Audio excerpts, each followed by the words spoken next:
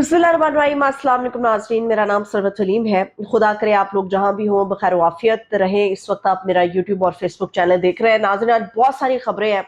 सबसे पहली खबर तो यकीनी तौर पे पाकिस्तान तहरीक इंसाफ के लिए कि उनको बल्ले का निशान उनका वापस मिल गया है। मगर क्या बल्ले का निशान मिल जाने से जो मुश्किलात जाहिर में हमें नजर आ रही हैं, क्या वो खत्म हो जाएंगी, नहीं हो जाएंगी? मेरे पास बड़ी अहम डिटेल है इस हवाले से कि किस तरह से कुछ आला पाए के सहाफ़ी जो है इस पूरे मामले के अंदर समझते हैं कि पीटीआई के साथ जो धांधली या लेवल प्लेइंग फील्ड नहीं मिल रही है, उनके साथ जो धांधला हो रहा है वो बड़ा जबरदस्त काम है। वो इस वक्त इस पूरे पाकिस्तान के अंदर जो इस वक्त मंजरनामा बना है उसमें वो धांधला जो है वो बिल्कुल हलाल है और ये होना चाहिए, वो बिल्कुल हराम नहीं है। इसकी मैं तफसील आपके साथ शेयर करूंगी। और इसके अलावा मैं आपके साथ एक और भी बड़ी अहम खबर शेयर कर दूं कि जंग के अंदर बड़ी अहम मुलाकात होने जा रही है। और इस मुलाकात में मुस्लिम लीग नून के टोकरी के अंदर एक और अंडा आने वाला है। ये कैसा अंडा है जिससे मियां नवाज शरीफ साहब बड़े जहरीला समझते रहे हैं, मगर ये अंडा मजबूरी है, क्या करे। वो जंग से अब शामिल होने जा रहा है मुस्लिम लीग नून के अंदर। मैं उसका नाम नहीं लूंगी अभी तक, कल जब ये खबर आप लोग के सामने आएगी तो इंशाल्लाह फिर मैं इसके हवाले से मुकम्मल तफसील आप लोग के साथ शेयर करूंगी। पहली बात तो ये है कि कुछ देर पहले अबसार आलम साहब बड़े सीनियर सहाफी है, वो भी ये समझते हैं कि पाकिस्तान तहरीक इंसाफ को जीतना नहीं चाहिए था। पहले अबसार आलम थे, अब उनसे दो छलांगे और ऊपर लगा के जावेद चौधरी साहब ने अपनी स्टेटमेंट दी है। इस वक्त पूरी पाकिस्तान तहरीक इंसाफ ये खुशियां मना रही है कि बल्ले का निशान उनको वापस मिल गया है। पेशावर हाई कोर्ट की तरफ से बड़े जबरदस्त रिमार्क्स थे जज साहब के, और उन्होंने इलेक्शन कमीशन का जो फैसला था उसको मुअत्तल कर दिया। बड़ी खुशाइन बात है। मगर बल्ला है, बल्ला चलेगा भी, मगर ये बल्ला अगर चल भी गया तो क्या पाकिस्तान तहरीक इंसाफ जीत पाएगी या नहीं जीत पाएगी? असल सवाल ये है।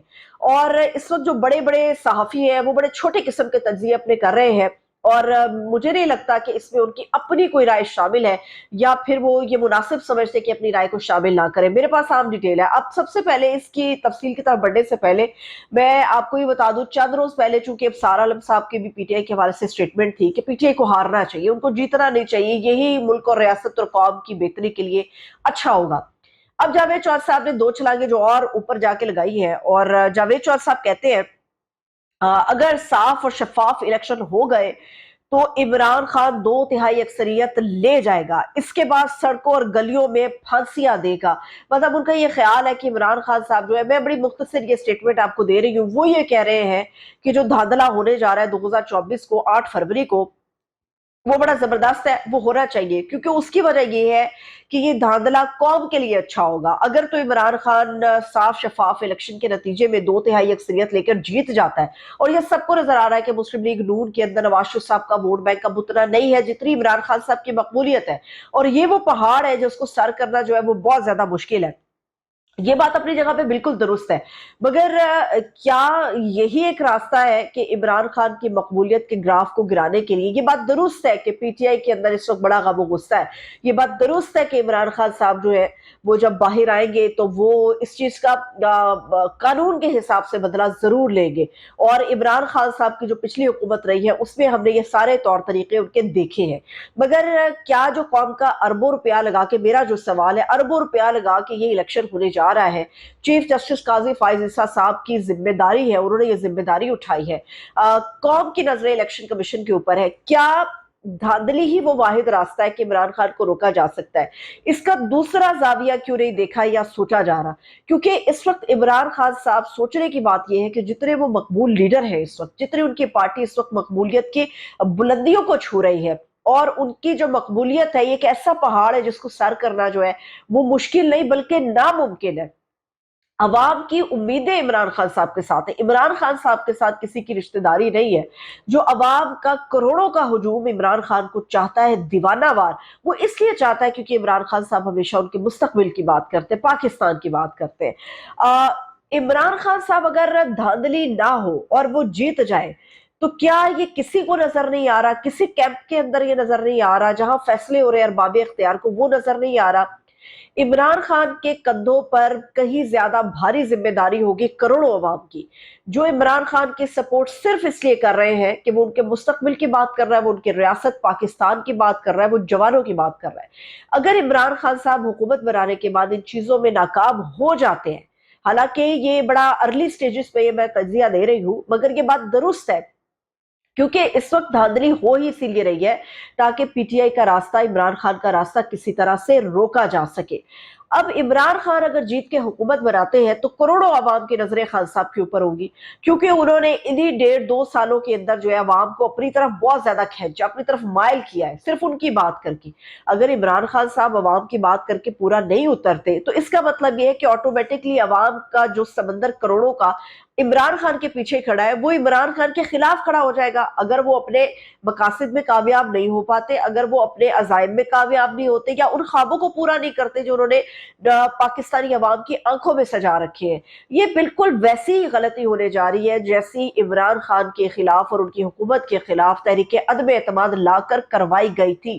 کیونکہ تحریک عدم اعتماد کے بعد عمران خان جس طرح سے ابھر کر اٹھا، اس کو روکنا جو ہے وہ ناممکن ہو گیا۔ یہ اگر دوبارہ سے ایسی غلطی کی پاکستان کے اندر دھاندلی کروا کر کہ عمران خان سڑکوں پر پھانسیاں دے گا، قوم مشکل میں آ جائے گی، عمران خان کی دھاندلی کے ذریعے راستہ روکا جائے، اگر یہ دوبارہ سے ہوئی، یہ دوبارہ سے ایسی غلطی ہوئی تو اس کا خمیازہ اتنا سنگین ہوگا کہ شاید بھگتتے بھگتتے بڑا کڑا وقت گزر جائے اور اس کے اثرات کبھی ختم نہیں ہو پائیں گے۔ ایک غلطی ہو گئی، دوسری غلطی سے بچنا چاہیے، صاف شفاف الیکشن کی طرف جانے دینا چاہیے، تاکہ اگر عمران خان جیت بھی جائے تو عوام کے جو آنکھوں میں انہوں نے خواب سجائے ہیں، جو ذمہ داری ہے، اگر وہ نہیں پوری ہوتی تو عوام آٹومیٹکلی عمران خان صاحب کے خلاف ہو جائے گی۔ تو غلطی پہ غلطی فطرت ہوتی ہے، یہ کوئی سمجھداری نہیں ہوتی، اور جو پاکستان اس وقت جن حالات کے اندر کھڑا ہے اس میں ہمیں فطرت کو کم چھوڑ کر سمجھداری کی طرف بڑھنا چاہیے۔ دوسری بات یہ ہے کہ اس وقت پاکستان تحریک انصاف اپنی اسٹریٹجی بھی بنا چکی تھی اور غالب امکان ہے کہ کچھ اس قسم کی چیزیں سامنے آئے۔ اب بلہ تو عمران خان صاحب اور ان کی پارٹی کو واپس مل گیا، پشاور ہائی کورٹ نے الیکشن کمیشن کے فیصلے کو معطل کر دیا ہے، اور لیکن اس کے بعد اب یہ دیکھنا ہے کہ عمران خان صاحب کی پارٹی کے اوپر جو خطرات منڈلا رہے ہیں کہ کیا ان کی پارٹی کو ختم کر دیا جائے گا یا کیا اس کے کانسیکوینسز ہوگے۔ جو گزشتہ رات شیر افضل خان مروت صاحب سے بات ہوئی ہے تو وہ ہمارے پاس انہوں نے سب سے پہلے اس چیز کو ڈسکلوز کیا ہے کہ جو ان کا بی پارٹی کا پلان تھا، یعنی کہ اگر پی ٹی آئی ختم ہو جاتی ہے تو وٹ از دا نیکسٹ، تو بی پارٹی جو ان کی ہوگی وہ JUIS ہوگی، وہ جمعیت علماء اسلام شیرانی گروپ ہوگا جن کے ساتھ وہ آگے بڑھیں گے۔ یہ ابھی تک کی ان کی اسٹریٹجی ہے، کیونکہ شیرانی گروپ کے ساتھ عمران خان صاحب کی بہت قربت رہی ہے اور شیرانی صاحب جو ہے وہ خود عمران خان کو والہانہ چاہتے بھی ہیں، ان کے لیے دعا بھی کرتے رہے ہیں اور ان کے ساتھ سیاسی معاملات کو آگے بڑھانے کی بات بھی کرتے رہیں گے۔ تو یہ سیکنڈ ان کا پلان تھا اور امید کرتے ہیں کہ نوبت یہاں تک نہیں آئے گی، پی ٹی آئی اپنے ٹیگ کے ساتھ آگے بڑھے گی، اور اگر دھاندلی نہ ہونے دے گی، شفاف الیکشن ہوئے تو نوشتہ دیوار ہے، یہ تو لکھا گیا ہے کہ عمران خان صاحب جو ہے ان کا مقابلہ جو ہے وہ ناممکن ہو جائے گا۔ اب آ جاتے ہیں گھر کی باجیوں کے اوپر کہ پاکستان کے اندر سسٹم کیسے چلتا ہے۔ جب آپ ذرا ایلیٹ کے یا جو رولنگ ایلیٹ ہے ان کے فارمولاز کو سنیں گے تو آپ شرمسار ہوں گے کہ ہمارے پر رول کرنے والے لوگ کس طرح سے بندر بانٹ کرتے ہیں۔ خواتین کی جو مخصوص نشستیں ہوتی ہیں، پہلے تو جو ناظرین مجھے دیکھ رہے ہیں وہ اس بات کو سمجھ لیں کہ جو بھی پارٹی حکومت بناتی ہے اس میں جو مخصوص نشستیں ہوتی ہیں، کوٹے کی جو نشستیں ہوتی ہیں، ان کا بڑا عمل دخل ہوتا ہے، انہی کی وجہ سے انہی کو جوڑ کے آپ کوئی بھی جماعت جو ہے وہ حکومت بناتی ہے۔ اب مسلم لیگ نون جو حکومت بنانے کا خواب دیکھ رہی ہے، ان کا پلان کیا ہے؟ جو انہوں نے مخصوص نشستوں کے لیے جن خواتین کو چنا ہے، عمومی طور پہ مخصوص نشستیں ان لوگوں کے لیے ہوتے ہیں جو پسماندہ علاقوں سے جو خواتین آتی ہیں، جو سیاسی ورکر ہوتی ہے، پارٹی کی ڈائی ہارٹ ورکرز ہوتی ہیں جنہوں نے پارٹی کے لیے بڑا کام کیا ہوتا ہے۔ تو یہ ڈرائنگ روم کی یا گھر کے کچن چلانے والی یا کافی بنانے والی باجیاں اس میں شامل نہیں ہوتی، مگر مسلم لیگ نون بڑا رuthless طریقے سے اس معاملے کو لے کر آگے بڑھ رہی ہے۔ حالانکہ حمزہ شہباز نے بھی آج بڑا اختلاف کیا کہ وفاداروں کے بجائے ہمیں ان لوگوں کو بھی دیکھنا چاہیے جنہوں نے پارٹی کے لیے کام کیا تھا۔ جو خواتین ہیں مخصوص نشستوں کے لیے جن کا اصل حق جو تھا وہ پسماندہ علاقوں کی خواتین کا تھا، تو ذرا دیکھیے کہ مسلم لیگ نون نے کون سی خواتین کا انتخاب کیا ہے اپنی مخصوص نشستوں کے لیے۔ یہ ہمیشہ مسلم لیگ نون خوفزدہ رہتی ہے، پوری پارٹی کی بندر بانٹ بھی اپنے خاندان میں کر لی۔ اب یہ مخصوص نشستیں سنیں، طاہرہ اورنگزیب صاحبہ اور مریم اورنگزیب صاحبہ یعنی کہ ماں بیٹی ان دونوں کو شامل کر لیا گیا ہے مخصوص نشستوں کے اندر۔ اس کے بعد شائستہ ملک جو کہ قومی رکن قومی اسمبلی کی جو مخصوص قومی اسمبلی کی مخصوص نشست ہوگی، شائستہ ملک جو ہے مرحوم پرویز ملک کی اہلیہ ہے اور علی پرویز ملک کی والدہ ہے۔ یہ مخصوص نشست پہ ان کو چنا گیا ہے۔ دوسری بات یہ کہ خواجہ آصف، معروف زمانہ خواجہ آصف صاحب، ان کی اہلیہ مسرت آصف خواجہ جو ہے اور ان کی جو بھانجی ہے آصف خواجہ کی شزہ خواجہ، ان کو بھی قومی اسمبلی کی جو مخصوص نشستیں ہیں کوٹے کی، وہاں سے ان کو منتخب کر لیا گیا۔ اس کے بعد جی وجیہہ قمر ہے، یہ وہ خاتون ہے جو پاکستان تحریک انصاف سے تعلق رکھتی تھی مگر لوٹی بن گئی، اور لوٹی بننے کے بعد جو ہے یہ نون لیگ کا حصہ بن گئی۔ اب ان کو قومی اسمبلی کی جو مخصوص نشست ہے وہاں سے چنا گیا۔ اس کے بعد عظمیٰ کاردار صاحبہ، معروف زمانہ عظمیٰ کاردار صاحبہ، خان صاحب کے ذکر کرتے ہوئے ان کی تصویر ہی رکتی تھی، یہ پھر مسلم لیگ نور میں شامل ہوئی اور لوٹی بن گئی یہ۔ اور عظمیٰ کاردار صاحبہ جو ہے یہ صوبائی اسمبلی سے جو صوبائی اسمبلی کی مخصوص نشست ہے اس کے اوپر ان کو بھی منتخب کر لیا گیا ہے۔ اس کے بعد آ جاتے ہیں جی جعفر اقبال صاحب، بڑے پرانے ہیں مسلم لیگ نون کے ساتھی، ان کی جو اہلیہ ہے اور ان کی بیٹی زیب جعفر ہے، ان دونوں کو مخصوص نشستوں کے لیے چنا گیا ہے۔ جعفر اقبال کی جو اہلیہ ہیں ان کو صوبائی اسمبلی کی مخصوص نشست پہ، اور ان کی جو بیٹی ہے ان کو قومی اسمبلی کی مخصوص نشست پہ چنا گیا ہے۔ تہمینہ دولتانہ صاحبہ بڑی پرانی مسلم لیگ نون کی ساتھی ہے اور ماشاءاللہ سے اپنی عمر کے لحاظ سے بھی کافی بڑی ہے، تو ان کا ایک بیٹا تو نون کے ٹکٹ پہ ایم این اے کے لیے لڑ رہا ہے، ایک بیٹا ایم کے لیے لڑ رہا ہے، اور خود محترمہ نے کہا تھا مجھے مخصوص نشست کے لیے چنا جائے، تو ان کو جو ہے وہ صوبائی اسمبلی کی مخصوص نشست کے اوپر چن لیا گیا ہے۔ دوسری بات ایک اور، معروف زمانہ ڈاکٹر عدنان صاحب نواز شریف صاحب کے جو معالج ہیں، انہوں نے کہا کہ جی سارے اپنا حصہ بٹور رہے ہیں تو میں کیوں نہ بٹوروں۔ ڈاکٹر عدنان نے اپنی اہلیہ کو سامنے پیش کیا، تو جو ان کی اہلیہ ہیں نوشین عدنان، ان کو بھی صوبائی اسمبلی کا جو کوٹا ہے مخصوص نشست کا اس کے اوپر منتخب کر لیا گیا ہے۔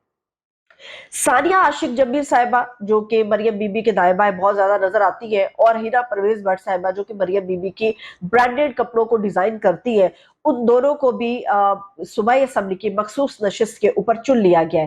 تو یہ وہ بندر بانٹ ہے جو بڑے بدترین اور بھونڈے طریقے سے ہو رہی ہے، خاص طور پہ یہ جن کا حق تھا انہیں نہیں دیا گیا۔ اتنا زیادہ خوف ہے مخصوص نشستوں پہ خواتین کا کہ وہ بھی گھر کے اندر ہی، گھر کے کچن کی جو خواتین تھی انہی باجیوں کے اندر جو ہے وہ اس کو بانٹ دیا گیا ہے۔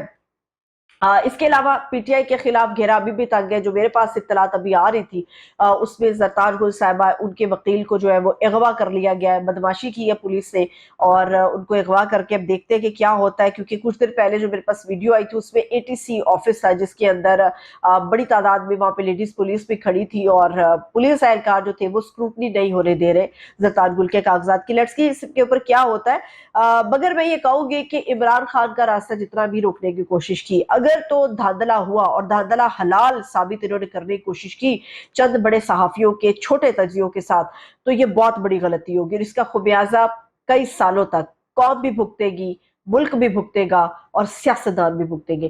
ولاگ پسند آیا ہو تو اس کو لائک، کمنٹ اور شیئر کریں۔ اپنا خیال رکھیے، اجازت دیجیے، خدا حافظ۔